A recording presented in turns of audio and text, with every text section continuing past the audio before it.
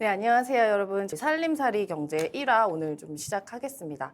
제 소개를 좀 드릴게요. 저는 얼마 전까지 작년 말까지 청와대에서 부대변인을 지냈던 임세은이라고 합니다. 네, 그리고 안 소장님 한번 소개 부탁드릴게요. 예, 처음이라서 제가 조금 어색합니다, 여러분. 너그러운 양해 구합니다.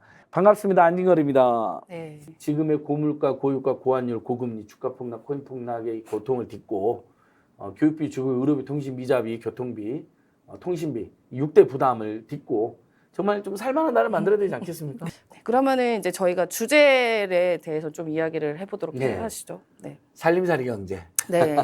살림살이 제일 경제이긴 먼저, 한데 뭐 네. 여러 가지 주제를 또 다루기도 그렇죠. 하죠. 네. 원래 경제라는 게 경제가 따로 있는 게 아니잖아요. 맞습니다. 경제 정책도 정부와 정치가 결정하는 거고 경제 관련 제반 법률은 또 국회가 만듭니다.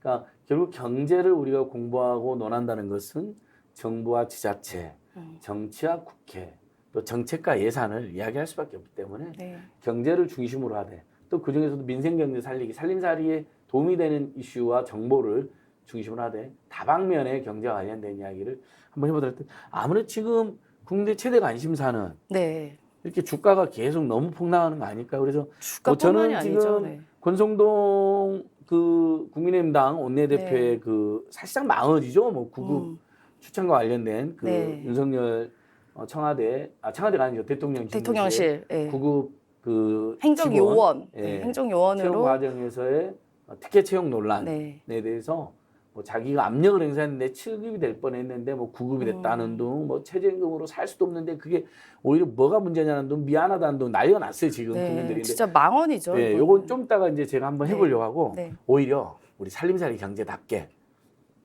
주식시장 상황이 어떻습니까? 네. 제가 민생경제 관련 프로그램 많이 하니까 여기저기 주식 투자를 근데 그동안 제대로 해본 적이 없어요. 그래서 처음으로 200만 원 투자를 해놨거든요. 네. 20%가 넘게 빠졌습니다. 근데 20%뭐 선방하신 거죠. 지금 그러니까 뭐 주가 상황에 비하면 네. 어떡합니까? 어떻게 가는 겁니까? 예. 뭐 증권회사 방향은 출신이신데. 그러니까 저희가 이제 저도 증권사를 한 10수년 다녔는데 우리가 항상 이야기하는 게 그거예요. 주식은 원숭이가 하나 사람 애널리스트가 하나 똑같다. 그럼 그만큼 예측이 불가하고 뭐 이게 뭐 원숭이가 이렇게 다트 던져서 하는 거랑 뭐 똑같은 거다. 그래서 그만큼 예측이 어렵죠. 왜냐하면 주식이라는 게 뭐 단순히 이게 기업의 펀더멘털만 반영이 되는 것이 아니라 뭐 여러 가지 우리 상황, 경제 상황, 정치 상황까지 다 포함되는 거거든요. 그리고 이제 미래에 어떻게 될 것인가. 왜냐하면 주가라는 것은 선행지수다 보니까 앞으로 상황에 대한 예측이 필요한 건데 그런 예측이 완벽할 수 없기 때문에 그래서 주식이 잘 되기는 매우 어렵다. 하지만 주식은 100년간의 저희가 그 S&P 500 지수를 보면 이 단기간의 오름의 부침은 있을지언정 장기적으로는 우상향을 계속했었거든요. 이거는 코스피도 마찬가지예요. 네. 이게 100년치 그래프를 하면 진짜 길거든요. 근데 단 한 번도 떨어진 적이 없습니다. 블랙 프라이데이나 뭐 IMF 그때 그리고 금융위기 때도 단순히 그러니까 한 1, 2년간의 이제 하락은 있을지언정 장기적으로는 우상향을 하는 게 주식의 기본 속성이죠.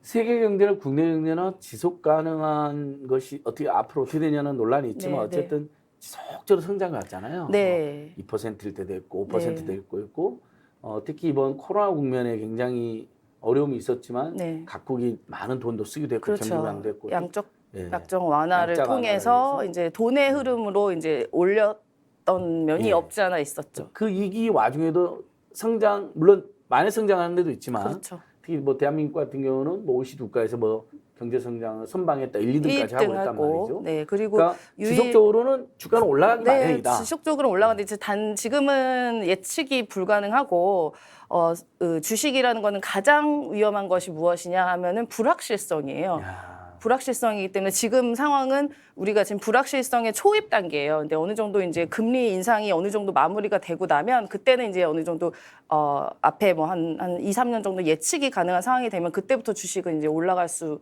있는 가능성이 커지는 거죠. 근데 지금은 인내해야 할 때라고 저는 감히 말씀드리고 그러니까 싶습니다. 뭐 지금 인플레이션, 그다음에 스태플레이션 네. 뭐 경고까지 나오고 네. 세계적인 경기를 이제 인플레이션 잡으려면 경기를 둔화시키잖아요. 네, 그래서 그렇죠. 금리가 올라가고 시중의 통화가 은행권으로 다 빨려 들어가고 오히려 네. 지금은 이제 물가 상승 때문에 각국이 금리 인상을 뭐 자이언트 스텝, 빅 스텝 뭐 이렇게 우리나라도 얼마 전에 0.5% 올렸죠. 이제 미국도 이제 0.75를 한 번 더 올릴 걸로 예측을 네. 되고 있습니다.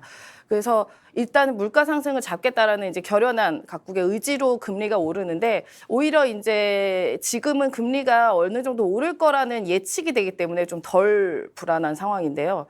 이제 경기가 안 좋게 되면 금리를 이제 내리게 되는 잖아요. 국가에서는 오히려 이제 국민을 내리면서 이제 경기 활성화를 시키게 되는데 오히려 그렇게 되면 그게 더 안 좋은 사인이 될 수 있어요. 왜냐하면은 아 경기가 진짜 어렵구나라는 시장에 시그널을 주기 때문에 그렇게 되면은 그때가 더 위험한 때가 아닌가라고 보고 있습니다. 그렇죠. 이제 인플레이션을 잡기 위해서 일종의 경기 둔화와 네. 고금리를 쓰는데 스태그플레이션이 될까봐 네. 다시 이제 금리를 인하하는 인하해가지고 시그널이 나오면 그때가 진짜로 위험한 와, 순간이다.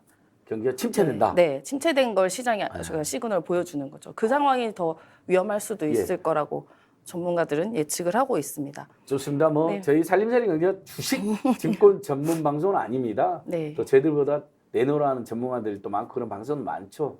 다만 어쨌든 우리 국민들 절반 이상이 주식 투자를 하고 있고 네. 최근에 뭐 사실 수익을 봤다는 분들보다는 뭐 사방팔방에서 막 난리가 나 있는 상황이기 때문에 또 증권회사에서 십수년 대기업 우리나라 1, 2위를 다투는 증권회사를 십수년 일하시고 IBK 투자증권 또 이사까지 지낸 경력이 있는 임세은 교수님이 살림살이 경제 MC를 맡아주셨기 때문에 제가 그냥 주식 이야기부터 이렇게 풀어.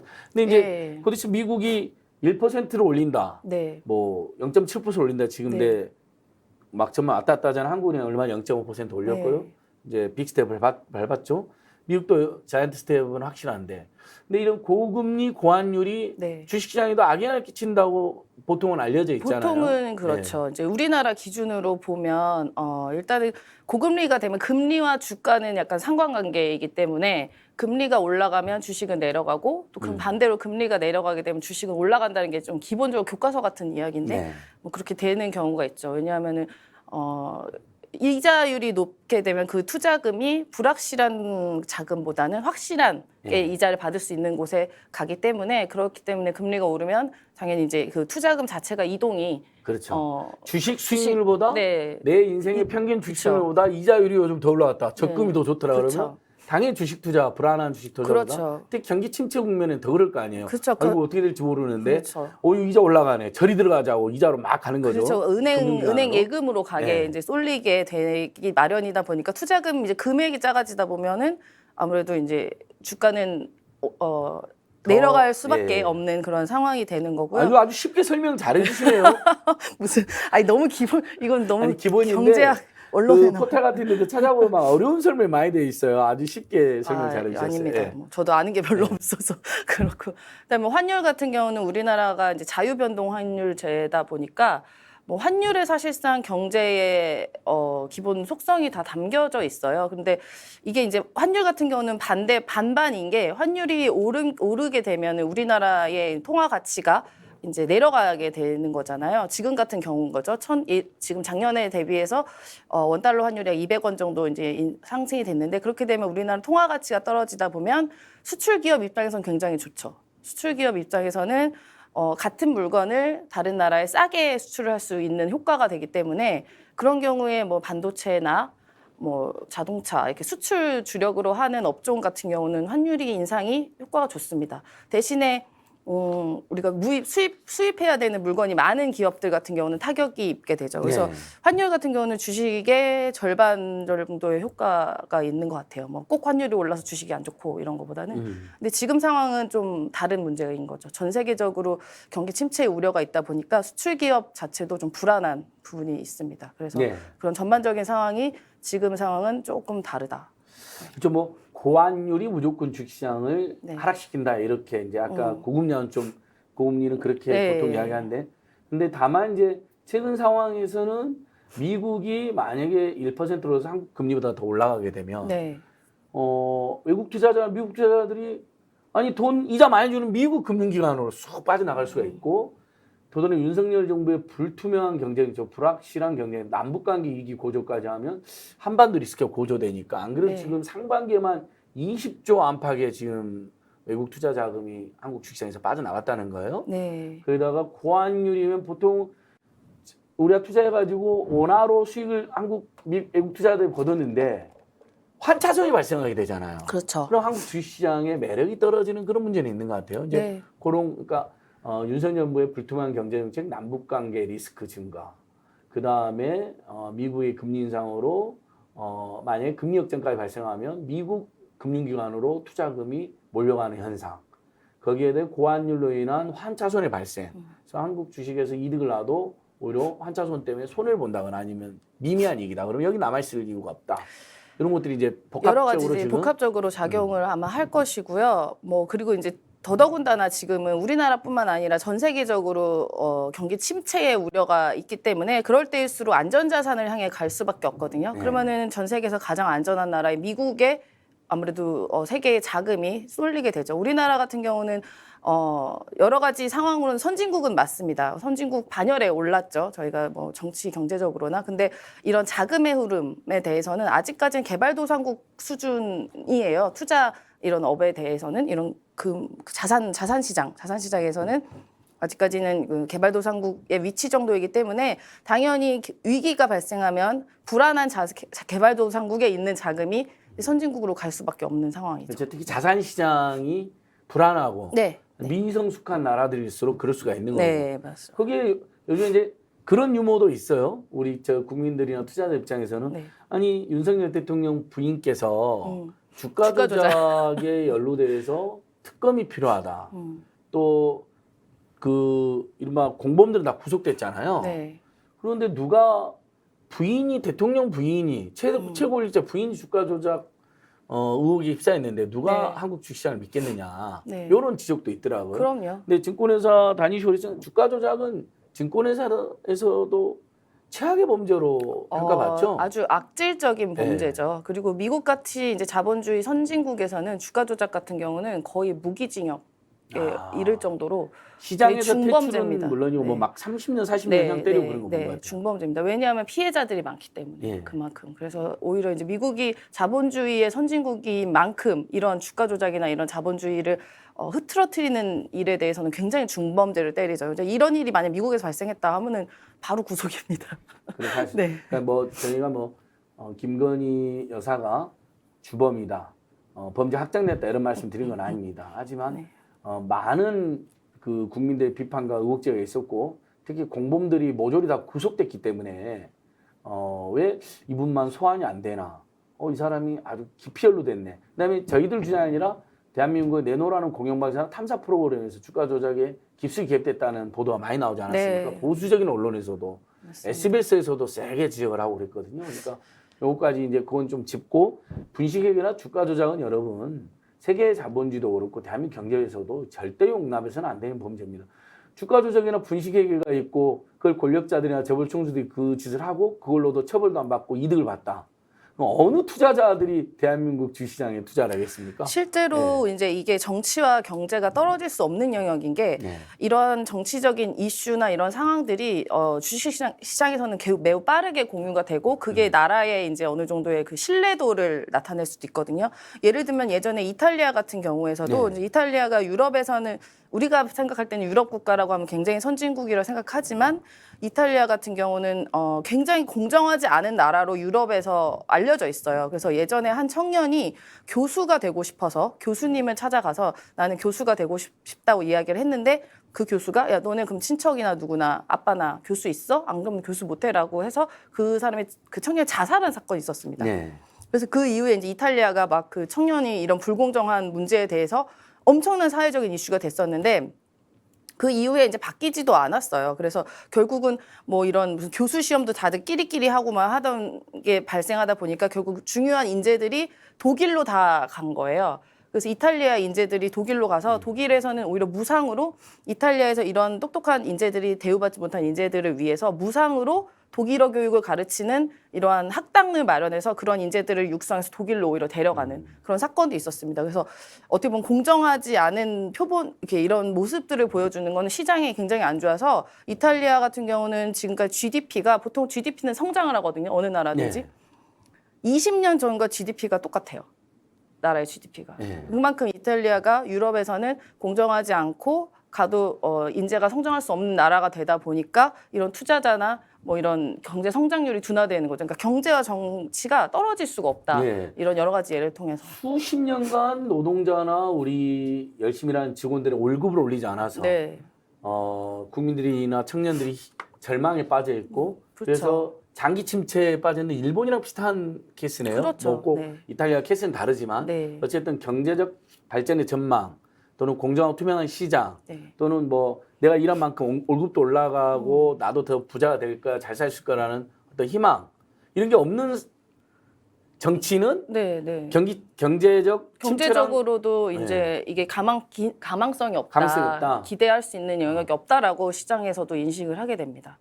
그러면은 이탈리아 같은 경우 제가 단적인 예로 들었지만 이탈리아도 주식 시장도 거기도 거의 뭐 침체되어 있어. 오히려 하락했던 걸로 제가 기억을 하는데 예. 그만큼 이게 세계적으로 우리나라가 그게 우리 공정하고 이런 불합리함이 없고 뭐 권력이 있다고 봐주고 하는 게 자리 잡다는 거를 인식이 돼버리면 나라 경제도 좋지는 않죠. 여러 가지로. 예. 네. 뭐 저희 오늘 첫 일회다 보니까 여러분 아무래도 최근에 주식 시장에 대한 워낙 걱정과 또 고통이 크니까 네. 코인까지 이제 코인 맞아요. 투자하신 분들은 코인 폭락까지 네. 그래서 증권 전문가, 금융 전문가인 임생 교수한테 좀 앞부분에 좀 이야기를 길게 들어봤습니다.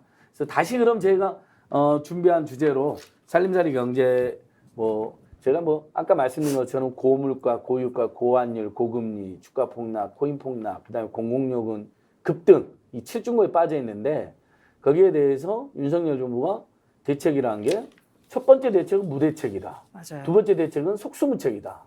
세 번째 대책은 공공요금 인상할 테니 알아서들 사셔라. 뭐 거의 이런 거거든요. 그래서 어제 이재명 민주당 의원이 출마할 때 보니까 그것을 무능, 무책임, 무기력으로 이렇게 비판을 했더라고요. 그것도 뭐 이유가 산문해요. 있어 보이고요. 예, 예. 저는 오히려 이렇게 경제적 양극화나 민생화나 불평등이 원래 심했던 나라에서 고유가, 고물가, 고환율, 고금리, 주가 폭락, 코인 폭락까지 있는데 공공요금 인상 급등까지 올라가면 제가 이제 스픽스 계속 출연하면서 지적했던 건데요.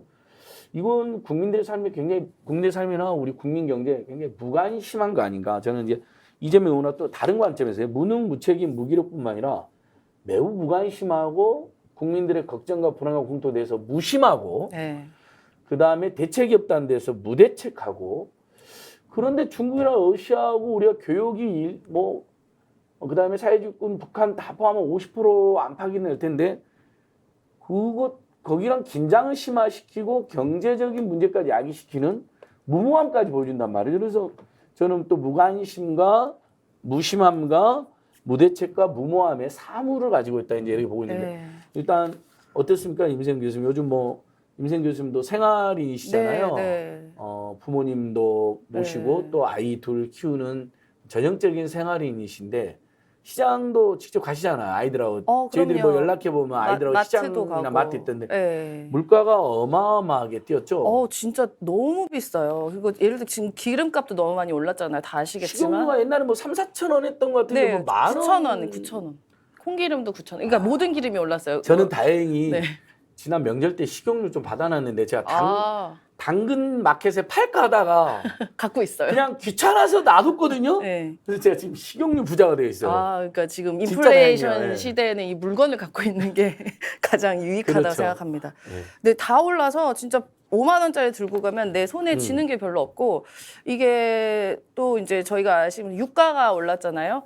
근데 이제 유가가 사실 유가의 대부분은 세금이 차지하긴 합니다. 네. 60% 정도가 우리가 뭐 절반 정도가 세금 50%? 정도인 세금인데 그 효과가 반영이 안 된 게 정부에서 세금을 줄여줬다고 했는데 오히려 정유사에서는 그걸 찔끔 올렸어요 또. 그래가지고 실제적으로 체감할 수 있는 건 별로 없더라고요. 그래서 제 차가 지금 SUV 차거든요. 그래서 보통 경유를 넣는데 보통 이게 우리가 풀 가득 넣는다고 하잖아요. 가득 네. 넣는다고 하면 한 10만 원 정도 넘으면 가득 넣었었어요. 그전에는. 지금 한 15만 원. 지금 14만 원 정도 넣어야 가득 예. 넣어지더라고요. 그만큼 지금 너무 이게 경유차를 사는 이유 중에 하나가 휘발유보다 저렴하기 때문에 예. 경유차를 사기도 하는데 오히려 지금 경유가 더 비싼 상황이 됐습니다.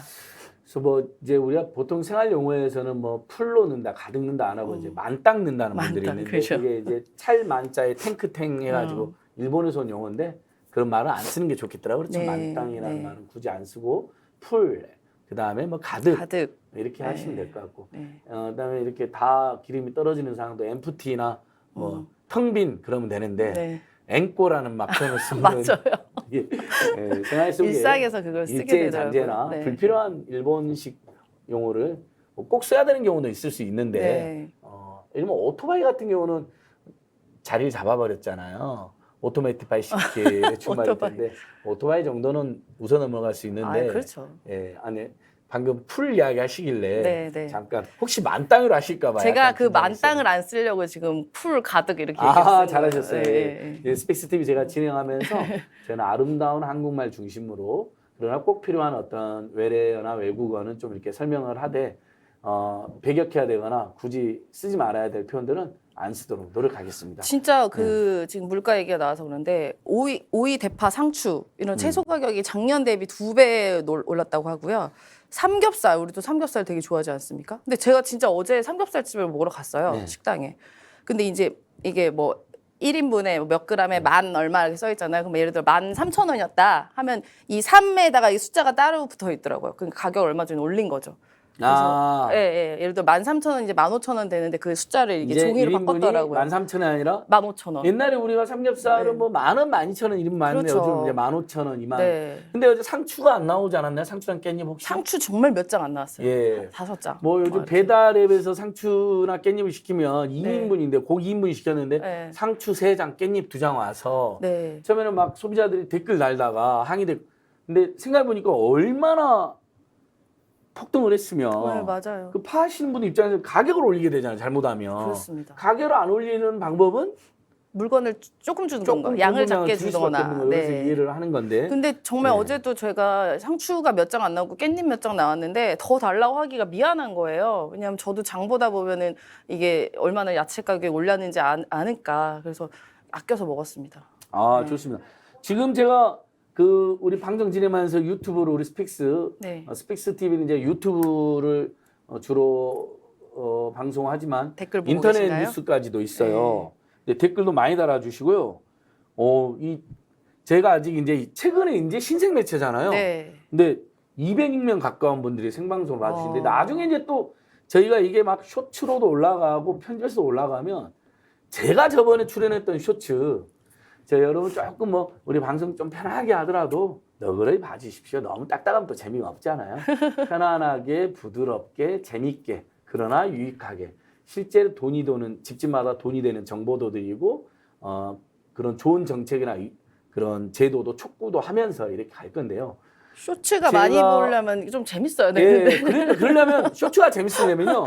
본 방송에서 네. 뭔가 좀 재밌는 이야기, 유익한 재밌는 이야기, 얘기 그다음에 그러니까요. 막 좀 파격적인 이야기도 나오고 그래야 돼요. 근데 제가 출연한 쇼츠가 50만 원 가까이 지금 보고 계세요. 무슨 쇼츠였어요? 저기 이거죠. 아니 도대체 고물가, 고유가, 고환율, 고금리, 주가 폭락, 코인 폭락, 6중고에다 공공요금 인상 급등 7중고인데 우리 윤석열 정부의 대책은 첫째가 무대책이요, 둘째가 속수무책이요, 세 번째가 공공요금 인상 급등이다. 아니 뭐라도 해야지 어떻게 이럴 수가 있느냐 막 이제 제가 따지는 부분이 있었거든요. 스픽스 TV 이제 본방송 출연해서 그걸 이제 잘 편집해서 올렸는데 50만 가까이 그걸 보신 것은 굉장히 많이들 공감해 주신 것 같아요. 대책이 없어요. 대책이라고 나온 게 농수축산물 이제 할인 쿠폰을 붙인다는 거예요. 지금 붙어 있던가요? 마트 가면 아직 안 붙어 있는 것 같은데요. 안 붙어 있었어요. 근데 곧 이제 붙는다는 건데 그것도 너무 늦어요. 빨리 붙여줘야죠. 지금 한참인데. 그다음에 600억을 배정한 거예요. 처음에. 간에 600억이면 기별도 안 갑니다. 간에 기별도. 600만 명, 만 원씩 1인당 만 원 준다는 네, 거거든요. 600만 명한테 만 원이니까 선착순입니다. 사실상 이 제도. 아니 어떻게 민생대책, 물가대책이 선착순이 될 수 있습니까? 근데 다행히 우리 스픽스 방송이나 우리 쇼츠에서 문제제기를 했더니 500억을 늘렸어요. 지난주에. 그것도 부족하죠. 그러면 1,100억이거든요, 여러분. 1,100억이 뭡니까?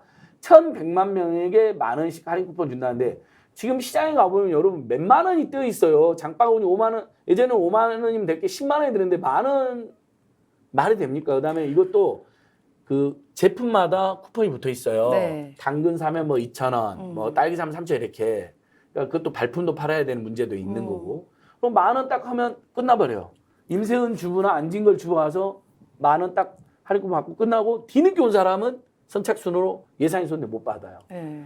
아니 재벌 대기업이 법인세 깎아준다는데 지금 그럴 때가 아니라 오히려 여러분 우리 살림살이 생각하면 코로나19 국면에도 정말 잘 나갔던 재벌 대기업이나 수출 대기업들은 법인세를 나중에 국민적 합의나 사적 토의를 거쳐서 일부 인하는 한 있더라도 지금은 제대로 내고 영업이익도 좋았기 때문에 그 몇 조 원의 법인세로 오히려 만약 1조 원의 쿠폰을 발행하면 1,000만 명 국민당 10만 원씩의 할인 쿠폰이 발행이 되는 겁니다. 1,100억은요. 지금 윤석열 대통령이 집무실 청와대에 이전에 집무실 이전한 몇천억 거잖아요. 쓰죠. 그것도 안 돼요. 1,100억 더 들었어요 이번에. 근데 1,100억 무슨 간에 장난하는 것도 아니고 국민 상대로 예. 본인들 집 고치고 이사하는 비용만 수천억을 들었으면서 지금 국민한테 무슨 이거 먹고 떨어져라도 아니고 참 대책이 없습니다. 아유 우리 임세은 그 교수께서 원래 청와대 부대변인 주시고 그래서 뭐 먹고 떨어져라 이런 표현은 잘 안 쓰시던데 굉장히 그 다른 방송에 많이 나온 거 제가 봤거든요. 모니터링 좀 해드리려고. 근데 네. 굉장히 품격 있는 언어만 쓰던데 우리 스픽스 TV는 이제 살림살이 경제, 생활 경제니까 네. 생활 언어를 쓰네. 보통 우리 국민들께서 야 그건 먹고 떨어져라는 거냐고 이렇게 항의할 때 많이 쓰는데 표현이 괜찮습니다. 그러니까 1,100억 갖고 뭘 하겠어요. 그리고 윤석열 정부가 지금 제가 보자. 이게 네. 지금 민간 주도로 항상 경제 정책을 하겠다고 했었어요. 그러니까 네. 민간이 나서서 채용 여러 가지 경제를 주도할 수 있게 하겠다고 했는데 감세와 또 규제 완화를 그렇게 추진하고 있지 않습니까? 네. 근데 감세는 막 법인세, 부동산세 모두 감세를 추진하고 있는데 말로는 또 재정 건전화를 또 이야기해요. 그러니까 이게 말이 앞뒤가 하나도 안 맞는 거죠. 재정 건전화를 해서 이 경제에 써야 될 돈, 민생에 써야 될 돈을 안 네. 쓴다고 하면서 그런데 재정이 그러니까 그건 불안하다는 거잖아요. 전제가. 그렇죠. 네. 그런데 감세하면 재정이 더 더 불안해지잖아요. 불안해지죠. 네. 그러니까 이게 앞뒤가 말이 모순적인 거예요. 그러니까 경제 정책에 대한 기본적인 큰 청사진이 아무것도 없고 그때마다 즉흥적으로 그냥 이야기를 하는 거예요, 지금. 그러면 이건 어때요? 세관에서는 당연히 네. 우리 국민들이 바보가 굉장히 똑똑하시잖아요. 네. 대다수 서민 중산층에게 쓸 돈은 안 쓰고 오히려 안 줄이고 쓰고. 그다음에 재벌 대기업들에게는 감세를 해주겠구나. 그래서 재벌 대기업의 감세에서 재정 건전이 더 악화될 수 있으니 네. 서민 중산층 쓴 돈 또는 복지나 민생이 받는 써야 될 돈을 줄여버리겠구나. 네, 그래서 그렇죠. 최근에 코로나19 무슨 자가격리비 네. 그것도 이제는 없어졌어요. 없애주고 네. 치료비도 본인이 물어야 네, 되고 다. PCR 검사도 예전에 다 무료였는데 요즘은 보건소 해준 말고 데가 다 없어요. 맞아요. 유료로 네. 바뀌고 네. 이런 이제 지적이 나오는 거죠. 네. 뭐 그러니까 요거 제가 한번 또 지적해봤고요. 그래서 제가 생각하는 그 괜찮은 물가대 또 스픽스 TV에서 쇼츠 많이 봤던 게 뭐냐면 임세은 교수랑 저희가 있는 민생경제연구소가 가장 맹렬하게 주장하는 내용입니다. 우리 애청자 여러분 한번 생각해 보시자고요. 지금 집집마다 예를 들면 생활비로 그 식료품비로 올 100만 원 쓰던 게 지금 통계청 통계로 올 110만 원으로 올라갔어요. 그 10% 좀 정도도 올라갔어요. 예. 좀 이게 여러 가지가 감안돼서 평균이기 평균이라서 때문에 아마 더 올랐을 거예요, 실제 실제적으로. 또 많죠. 네. 근데 그러면 결국은 집집마다 10만 원에서 20만 원씩은 그 추가 지출이 발생했다는 의미예요. 2학기 등록금도 잘못하면 올려요. 윤석열 정부 등록금 규제도 안 한다고 하니까 여러분. 등록 규제 안 하라는 말이 뭡니까? 등록금 인상이나 폭등을 시켰다는 거잖아요. 이제 교육부도 오를 위기에 놓여 있어요. 근데 이 상태에서 다른 만약에 생활비를 줄여준다. 물가는 집집마다 그러니까 예를 들면 임 교수님이나 저희 집에서 3인 가구, 4인 가구 유지자 볼 때 원래 들었던 돈이 100만 원인데 120만 원이 들어갔다. 20만 원이. 근데 그것을 만약에 교통비나 통신비에서 그 정도를 깎아주면 네. 절충 효과가 있죠. 상세가 되잖아요. 네, 네. 아이고 120만 원 들어갔는데 교육비, 주거비, 의료비, 통신비, 이자비, 교통비에서 30만 원 많이 깎였다. 네. 그럼 10만 원이 소득이 늘어난 꼴이 되잖아요. 그렇죠. 그래서 제가 여러분, 국민 여러분, 애청자 여러분, 제가 그래서 제안을 드린 겁니다. 독일의 구유로 패스, 지금 세계적인 찬살받는 정책입니다. 고유가 때문에 온 국민이 온 독일이 어려우니까 차라리 기름 수입을 줄이자.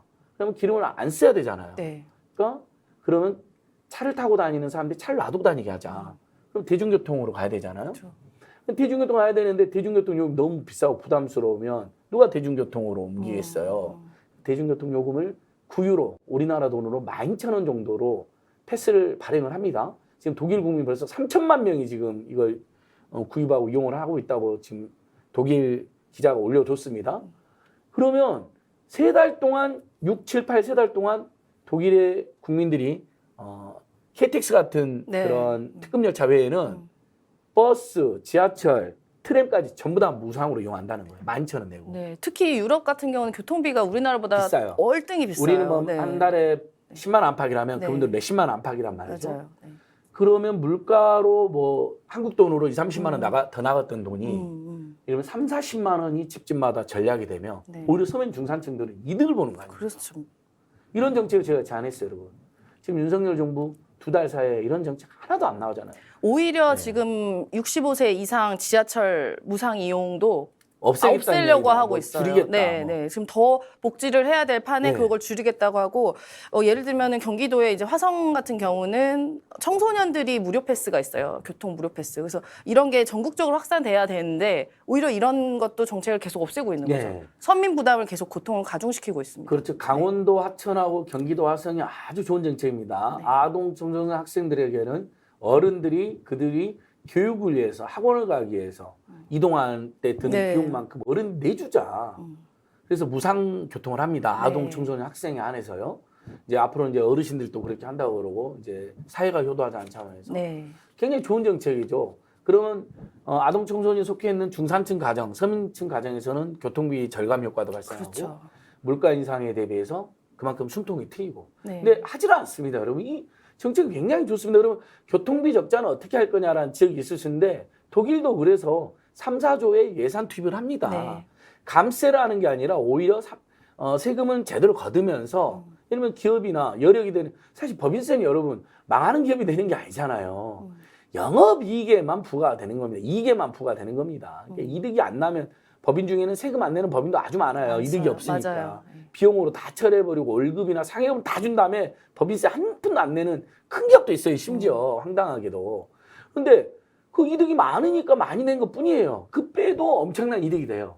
그걸 뭐하러 깎아줍니까 지금 상황에서. 그리고 부동산세도 네. 지금 일부 종합부동산세 같은 경우는 전 국민의 1% 미만에서 그렇죠. 1% 정도만 네. 내는 거잖아요. 근데 더 문제는 뭐냐면 우리가 이제 부동산세 하면 그냥 집 뭐 20억, 30억 아파트 갖고 있는 분들만 생각하는데 사실 기업에서 부동산 엄청나게 갖고 있습니다. 예, 그래서 그렇죠. 기업에서 그 내는 이 세금이 더 많아요. 근데 이것도 다 깎아준다는 거거든요. 그래서 거둘 때 안 걷고 쓸 때 안 쓰고 있는 상황. 이때는 경제가 어려울 때는 오히려 거둘 때에서 제대로 걷고 쓸 때 좋은 뭐 서민들을 위해서 써야 되는데 반대를 하고 있죠. 반대. 맞습니다. 네. 저희들 주장만 무조건 옳다고 생각하지 않아서 예를 들면 일가구 1주택자들이나 일시적 일가 2주택제 한해서는 또 뭐 소득이라든지 연령 같은 거 감안해서 좀 더 감면율도 지금 80% 감면할 수 있는데 감면을 더 높여주거나 아니면 상속이나 증여나 매매 때 한꺼번에 내게 해줘가지고 뭐 세부담 줄여준다거나 일가 1주택이나 한식 일가 2주택제는 사실상 종부세를 면제까지는 아니다 하더라도 뭐 면제에 가까운 또는 부담을 지금 소득이 없는 당장 몇십만 원, 몇백만 원 종부세를 내기는 어려운 분들이 있다면 그걸 최대한 배려해 주자는 거잖아요. 왜냐하면 그렇죠. 상속이나 증여 때는 그 소득이 발생을 하니까 특히 매매 시는 네, 네. 시세 차익이라든지 집값의 판매 대비는 발생을 하잖아요. 그래서 그런 건 저희는 찬성이에요. 괜찮아요. 그런데 멀쩡한 종부세 납부자들에게 종부세를 깎아줄 이유는 없는 거죠. 맞습니다. 뭐 이런 것까지 포함하여 굉장히 저희가 그래서 대중교통비를 줄이는 정책을 해라. 마침 민주당에서 하반기 네. 대중교통비를 이용을 하잖아요. 그러면 임세은 교수네 집안에서 4인 가족이 뭐 100만 원을 이용했다. 하반기에. 네. 그럼 연말에 50만 원을 돌려주겠다는 거예요. 좋네요. 50만 원이 생기잖아요. 네, 네. 얼마나 큰 도움이 됩니까? 도움이 네. 많이 되죠. 차 이동 많은데도 4인 가구 기준으로 뭐 대중교통비를 50만 원 썼다. 그러면 6개월이면 300만 원이잖아요. 네. 150만 원이 환급이 되는 겁니다.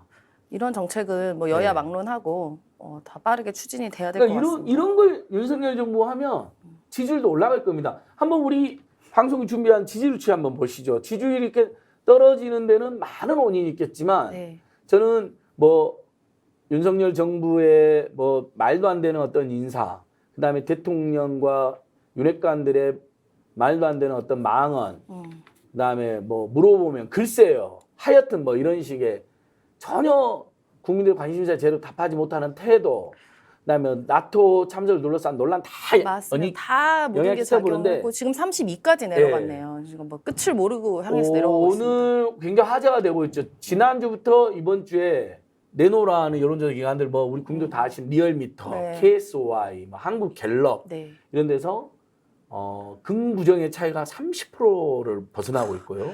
그다음에 지지율은 32%까지 떨어지고 있어요. 지금 집권한 지 3달도 안 된 정부의 지지율이라고는 믿을 수가 없습니다. 보통은 저 정도는 이제 집권 후반기에나 나오는 지지율이거든요. 근데 지금 원래 시작부터도 이제 취임덕이라고 할 만큼 시작부터 역대 대통령 중에 가장 낮은 지지율을 출발하긴 했습니다만 그 이후에 그래도 새로운 정부에 대한 기대감, 이렇게 우리가 일명 허니문 효과라고 하잖아요. 정부 초기에 이런 부분을 전혀 이용하지 않고 있어요. 이른바 호시기를 놓치고 있습니다. 그 호시기에 정쟁으로만 몰고 가고 과거 지난 정부 잘못 들추기, 북풍 이런 문제만 하면서 결국 중요한 물가 대책, 서민 대책에 대해서는 나몰라를 하고 있으니 네. 이게 국민께서 당연히 심판을 하고 계시는 거죠. 그렇죠. 네. 민심이 지금 싸늘하다고 볼 수가 네. 있는데 방금 뭐 임세은 교수께서도 지적을 해주셨는데 저는 핵심적인 원인이 뭐 다른 여러 가지 논란도 있지만 저는 민생 경제 프로그램이니까 저는 민생 경제 이슈였다고 봅니다. 고물가, 고금리, 고환율, 고유가, 주가 폭락, 코인 폭락으로 대다수 국민이 고통받고 있는 거거든요. 그렇죠. 이건 일부 국민의 고통이 아니, 극빈층의 고통이 아니에요. 거의 뭐 아주 뭐 슈퍼리치들이나 재벌 대기업이 아니면 그 총수들이 아니면 전부 다 이 상황을 걱정하고 있어요. 맞습니다. 그런데 중국과 러시아와 교육하거나 무역하는 분들도 윤석열 정부가 느닷없이 나토에 가가지고 중국과 러시아를 적대시하는 정책을 지금 선언하고 뭐 탈중국 탈러시아 하겠다는 말도 안 되는. 아니 교육 132, 142 국가들하고 어떻게 탈중국 탈러시아를 함부로 합니까? 당연히 물론 우리 옛날에 뭐 특정 국가의 의존도가 심하면 그걸 완화시키는 그걸 차분히 해야죠. 근데 그걸 왜 티내고 합니까? 조용히 차분히 해도 되는 건데 네. 저는 이런 것들이 지지율 폭락이 큰 원인이 됐다고 보는데 임세은 교수께서도 방금 이야기했지만 무슨 이유로 지지율이 더 많이 떨어질까? 또 한번 이렇게 지지율 폭락의 여러 원인을 한번 네. 그 생활인으로든 전문가로도 네. 한번 이야기해 보신다면. 저도 이제 제가 청와대 경험으로 비추어 봤을 때 이게 굉장히 청와대라는 곳은 지금은 대통령실로 바뀌었죠. 이게 권력의 최애 정점, 어떻게 보면 권력의 컨트롤 타워인 곳이기 때문에 정말로 모든 절차가 공적으로 진행이 돼야 됩니다. 그래서 어떤 채용 절차 아니면 행사, 네. 뭐 작게는 행사 같은 것도 공적인 딱 그 시스템 안에서 이루어져야 되는데 지금 윤석열 정부 같은 경우는 공사가 구분이 안 되고 있어요. 저는 이 부분이 되게 크게 차지하고 있고 거기서 실수가 계속 나오고 있다고 생각합니다. 예를 들어 지금 뭐 주변에 측근 인사를 계속 네. 포진하는 것부터 그리고 뭐 검사 다 내가 아는 검사들을 다 요직에 앉히고 이제는 친구 본인의 40년지기 친구 아들까지 이제 채용이 되고 황모 그거에 씨도 대해서 있고 오모 씨도 한두 분이 있고. 아니던데요. 네. 더 있을 거라는 더 지적도 있습니다. 지금 네. 나온 게 이 정도면은 저는 매우 궁금해요. 간에 이 지금 구성을 어떻게 하고 있는지. 제가 단적으로 느낀 게 지금 시스템이 전혀 자리 잡고 있지 못하다고 느끼는 게 청와대 내에서는 모든 정보가 사실상 거의 다 통제가 돼요. 왜냐하면 기밀 정보도 있기 때문에 굉장히 보안에 신경을 씁니다. 네. 근데 지금 윤석열 대통령 같은 경우는 부인 김건희 씨와 그 지인들이 뭐 이런 기밀 정보를 알 만큼 어떻게 외교 행사를 기획할 만큼 이런 공사가 구분이 안 되고 기밀 정보가 줄줄줄줄 새가고 나가고 있는지 그건 정말 국익에 큰 위해를 끼치는 일이거든요. 그리고 최근에 제가 겪은 것 중 하나가 제가 지금 이제 제가 근무했던 청와대가 없어졌기 때문에 지금 용산 대통령실에 기존에 제가 있었던 자료 같은 걸 한번 달라고 한 적이 있어요. 그 제보 세금 신고하는 것 때문에 네. 그거를 좀 달라고 요청을 드린 게 있는데 그러면 그 안에는 제 정보가 다 들어가지 않습니까? 예. 뭐 주민번호부터 시작해서 소득 정보가 들어가다 보니까 굉장히 예민한 정보인데 청와대에 있었을 때는 모든 대통령실에서 외부로 나가는 모든 메일과 이런 건 다 그 보안 메일이 들어가요. 비밀번호를 넣어야지 열 수가 있어요. 예. 근데 전혀 없이 제 개인정보가 그냥 딸랑 파일로 휙 온 거예요. 그 보안 메일로 안 왔어요. 아예 그냥 그렇죠. 일반이 봐도 볼 수 있는 보안 원칙까지 무너졌다는 이야기인데요. 그런 게 전혀 네. 없어요. 그러니까 지금 시스템이 전혀 작동하지 않고 있다. 그러다 보니까 이런 실수들 그리고 사적인 이런 논란들이 계속 나오고 있다. 저는 그게 가장 큰 원인 같습니다. 네, 근데 네. 오늘 아침에 그 도스트핑이라는 것이 약식 기자회견인데 네, 우리나라 말로 하면 출근 전 약식 기자회견이라고 네, 하잖아요. 직무실 출근 전 약식 기자회견 이제 계속 저희는 가급적이면 좋은 우리말로 쓰려고 하는데 이런 사적 채용 논란. 근데 사실 저는 이건 사적 채용이 아니라고 생각합니다. 사적 채용이란 말은 공사가 좀 무분별하다 네, 네. 이런 느낌만 주는데 더 심각하죠. 채용 비리죠. 비선 채용이라고 네, 비선 하는 게 채용, 더 채용 정확한 비리죠. 네. 지적이고, 그다음에 특혜 채용이다. 어떤 공공의 어떤 마인드가 있는지 또는 공적 검증을 거쳤는지, 그다음에 그 사람이 어떤 경력이나 어떤 능력이 있는지 전혀 우리 국민들이 사실 공무원들을 뽑을 때 구급 공무원 시험 치고 보면 치열하게 보는 게 그런 과정을 그럼요. 거치는 거잖아요. 네. 국가 간 국민에 대한 봉사, 그다음에 최소한의 어떤 능력, 자격. 근데 그런 거 없이 막 40년 지기 친구들 예전에 문재인 정부도 그랬다는데 사실 그건 뭐 저도 잘 아는데 여러분 아무나 친구 동생 친구 자식 뽑으면 그건 언론이 가만두겠습니까? 나이가 나죠. 그렇죠. 아무리 그래도요 대통령이 인사권이다 하더라도 공채는 아니다 하더라도요 별정직 공무원이기 때문에 흔히 말하는 어쩌다 공무원이라는 제도는 어떤 거냐면요 그래도 정당이나 시민사회나 또는 기업이나 여러 군데서 검증을 거치고 공공의 마인드가 있는지 봉사를 하는지 능력이 있는지를 사실 자천 타천을 받아갖고 치열하게 경제하는 시스템이 있습니다. 최종적으로 대통령 인사권을 행사하는 것은 비슷하다 하더라도 네. 그런 투명하고 공정한 과정이 있느냐 검증이 상당히 됐느냐 안 됐느냐는 엄청난 차이가 있는 건데 주로는 보면 굉장히 사적으로 권력을 이용하고 있는 거죠. 권력을 네. 악용했다는 네. 의혹이 있고 그다음에 근데 이분들이 그냥 지인의 자식들이 아니라 코바나 콘텐츠나 네. 또는 옛날에 무속 비선 논란이 있었던 분들이나 음. 또는 지역 비리 의혹이 있는 네. 사람들 있잖아요. 이 사람들의 자식들이면 일종의 비리 공동체 자식들에게 특혜를 줬다라는 의혹까지 나온단 말이죠. 네. 그 우모 씨 아들이 권성동 의원 지역구인 강릉시 선거관리위원회라는 거, 선관위원회. 맞아요. 그 사람이 근데 우모 씨 아들이 돈이 하나도 없다는데 1,000만 원은 또 윤석열 후보한테 돈 없는 2030 어떻게 1,000만 원을 정치하면 됩니까? 맞습니다. 그래서 이런저런 논란이 사그라들지 않자 이제 윤석열 대통령이 청년층에서도 이제 많이 돌아섰죠. 네. 20대 남성까지. 그러다 보니까 이제 빚내서 투자한 코인 투자자들한테 네, 영끌이나 비투. 네, 이자를 지원해준다 정부 돈으로. 그래서 또 다른 불공정 논란이 일어나고 있습니다.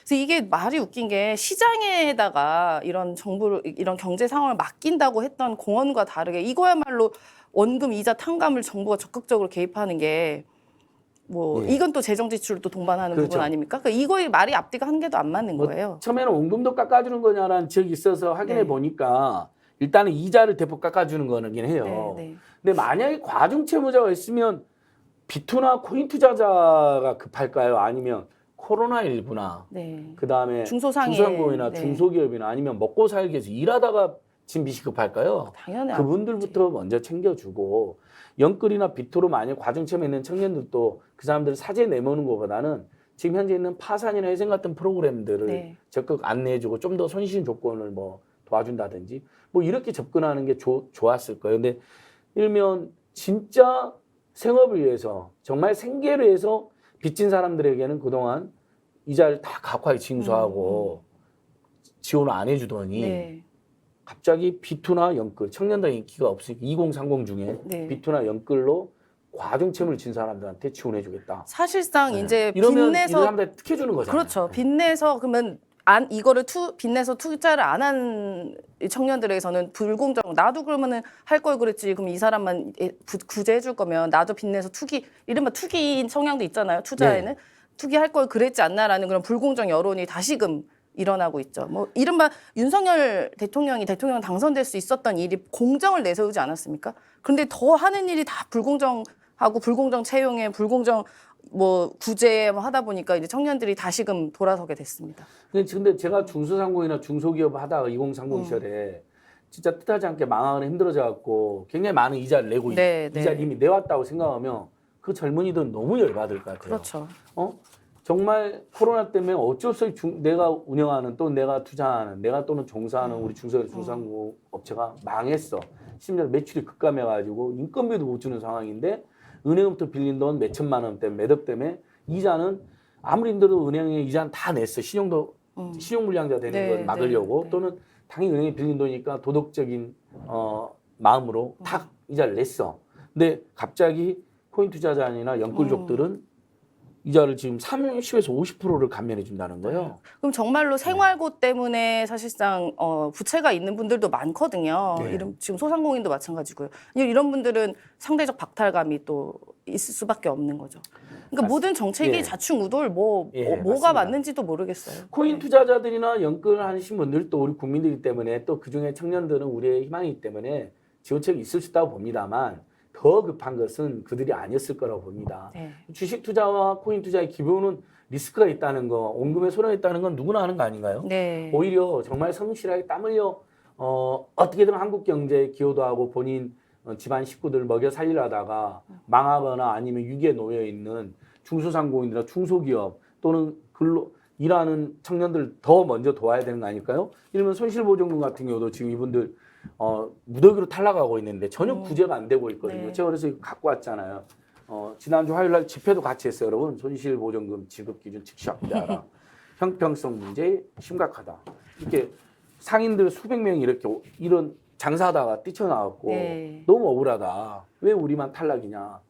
나보다 더 잘 사는 사람들 많이 봤는데 옆에 훨씬 나보다 잘 사는데 영업이 그렇죠. 높은데 받고 나는 힘들어갖고 영업시간 대폭 늘려갖고 겨우 매출 맞췄는데 그건 탈락하고 네. 뭐 이런 분 많아요. 그러니까 지금 윤석열 네. 정부가 전체적으로 너무 아마추어 정부라는 것을 여지없이 드러내고 있습니다. 네. 그래서 어느덧 시간이 저희가 떠들다 보니까 시간이 벌써 끝내야 될 벌써 시간이 지났나요? 왔는데요. 네. 저희가 오늘 첫 방송이라서 조금 미숙한 면도 있겠지만 하면서 조금 더 잘 해보도록 하겠습니다.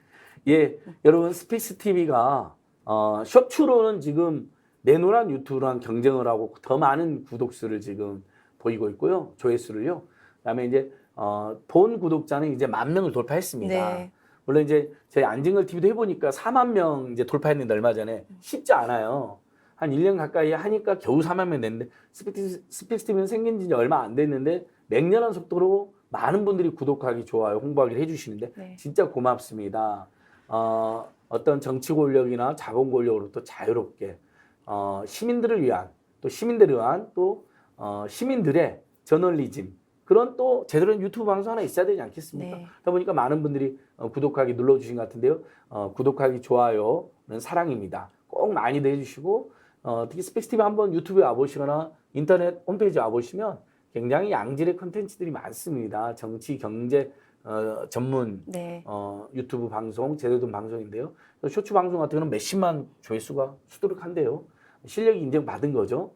많은 스픽스 TV 여러분께서 앞으로도 많이 구독하기, 좋아요, 사랑해 주시고요. 저희는 월요일 12시 20분에 매주 나타나 1회 방송을 하고 토요일 날 네. 주말에 또 여러분들이 심심하지 않게 유익한 정보들과 돈이 도는 어떤 정책들을 가지고 살림살이 나아지게 어떻게든 살림살이 나아지게 해야 되니까 토요일 날 12시 10분에 2회 방송이 또 있습니다. 네. 예. 오늘 진행해 주신 우리 임세영 교수님 고맙고요. 마무리 인사는 임세영 교수님 해주십시오. 네, 여러분 저도 인사하겠습니다. 좋은 여러분, 방송으로 네. 또 찾아뵙도록 하겠습니다. 시청해 주셔서 감사합니다. 감사합니다.